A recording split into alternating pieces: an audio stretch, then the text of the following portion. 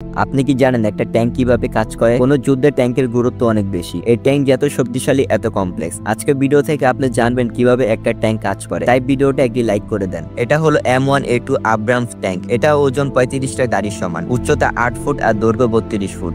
এটার দুই পাশে 8টা নরমাল চাকা আর একটা গিয়ার তিতওয়ালা চাকা লাগানো থাকে। এই একটা মাত্র চাকা ইঞ্জিনের সাথে লাগানো থাকে আর এটাই পুরো ট্যাঙ্কের সামনে নিয়ে যায়।